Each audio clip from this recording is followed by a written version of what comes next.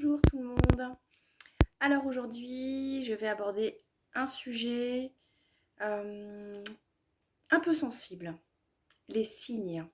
Quand je dis un peu sensible, c'est que ça touche la spiritualité. Et là, quand ça touche la spiritualité, j'ai toujours peur qu'on entende parler de religion ou de choses de secte, enfin de choses comme ça.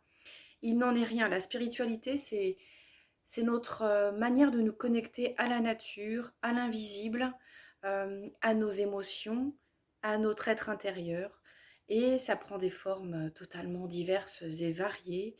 Ça peut effectivement aller jusqu'à ce qu'on appelle des VSCD, des vécus subjectifs de contact avec un défunt, c'est-à-dire euh, des apparitions entre guillemets de personnes que l'on a aimées, qui sont parties.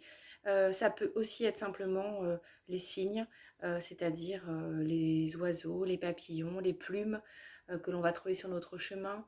Ça peut être beaucoup de choses finalement, des sensations, hein, ça peut se passer tout simplement dans le corps, avoir la sensation de ressentir quelque chose à des moments particuliers. Là, on va parler peut-être d'intuition.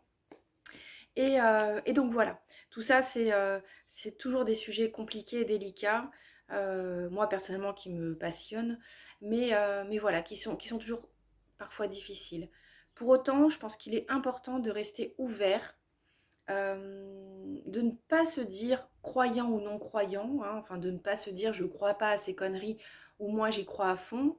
C'est chacun son avis et je pense qu'il ne faut pas juger, chacun son ressenti. Bien souvent, quand on perd un être cher auquel on est particulièrement et fortement attaché, on va éprouver le besoin de vivre des choses assez extraordinaires parce que même quand on est cartésien, on a besoin de garder ce lien avec la personne que l'on a perdue et que l'on aime tant. Alors souvent, la question qui revient, c'est pourquoi moi j'ai pas de signe alors que d'autres en ont? Et là, eh bien, je ne saurais pas vous répondre. J'ai juste envie de proposer des choses. Peut-être que c'est pas le moment. Peut-être que ça doit arriver plus tard. Parce que j'ai toujours tendance à penser, moi personnellement, bien sûr ça n'engage que moi, que tout a une raison d'être. Alors peut-être que ce n'est pas encore le moment de laisser certaines choses se dévoiler. Peut-être qu'il y a un brouillard de souffrance. J'appelle ça le brouillard de souffrance. Ou le brouillard des attentes trop importantes qui bloquent des messages, des choses qui sont tellement subtiles qu'il faut du lâcher prise pour pouvoir aller vers ces choses-là. Peut-être aussi simplement qu'il y a des choses qui se passent, mais on ne les voit pas.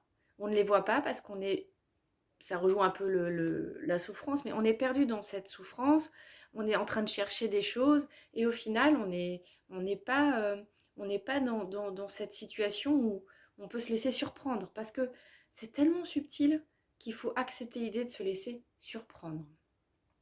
Je vais arrêter la vidéo maintenant parce qu'on a dépassé les 3 minutes.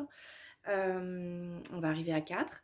Et je pense que c'est un sujet sur lequel on reviendra si vous le souhaitez. N'hésitez pas à mettre des petits commentaires dans les posts.